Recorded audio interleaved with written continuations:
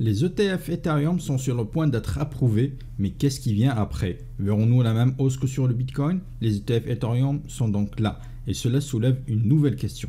Y aura-t-il une forte demande? Les ETF ouvrent la voie à une plus grande adoption de l'investissement en Ethereum, notamment de la part des fonds spéculatifs et des fonds de pension. Et puis il y a surtout les millions d'investisseurs particuliers qui veulent pouvoir détenir de l'Ethereum dans leur portefeuille d'une manière fiscalement efficace. Bloomberg a déclaré qu'il s'attendait à ce qu'au moins 15 à 20% de la taille des flux entrant dans les ETF Bitcoin arrivent aussi dans les ETF Ethereum.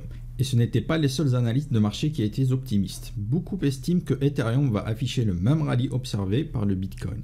Par contre, d'autres sont moins optimistes, citant par exemple l'absence de surprise dont avait profité le Bitcoin lors de l'approbation des ETF, ou encore le fait que l'ETF Ethereum arrive trop proche du lancement des ETF Bitcoin et que le marché n'est pas encore prêt à absorber un nouvel ETF crypto.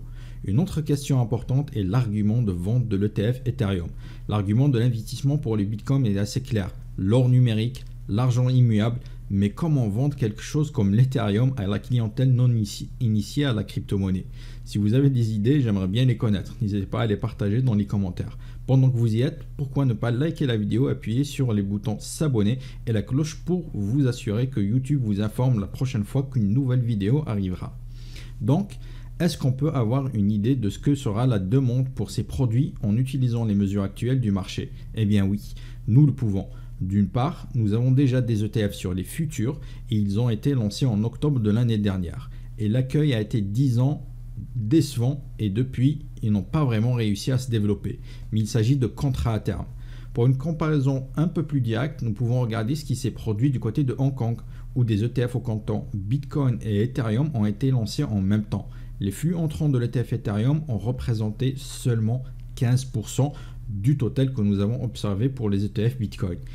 Il y a aussi la question du coût d'opportunité de la détention d'ETF Ether, plutôt que de l'Ethereum directement. Il ne faut pas oublier que la SEC n'autorise pas les ETF Ethereum offrant des récompenses de stacking. Les investisseurs doivent donc décider s'ils sont prêts à renoncer aux quelques 3,3% supplémentaires de rendement qu'ils obtiendraient avec le stacking direct d'Ethereum.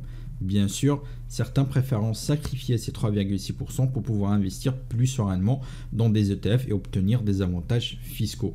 Un autre changement majeur qui s'est produit entre le lancement des ETF Bitcoin et les ETF Ethereum, c'est bien l'environnement réglementaire aux États-Unis. L'approche des élections et le discours pro-crypto assumé de Donald Trump a poussé l'administration américaine actuelle à adopter un ton radicalement différent en quelques semaines. Il est assez clair que le climat politique est beaucoup plus haussier pour la crypto aujourd'hui qu'il ne l'était lorsque les ETF Bitcoin ont été lancés il y a quelques mois de cela. De plus, la SEC autorisant le lancement de ces ETF Ethereum Spot rend les arguments en faveur de l'Ethereum étant un titre beaucoup plus difficile à défendre. C'est en partie la raison pour laquelle tant de projets crypto dans l'écosystème de l'Ethereum se sont redressés à l'annonce de la création de l'ETF.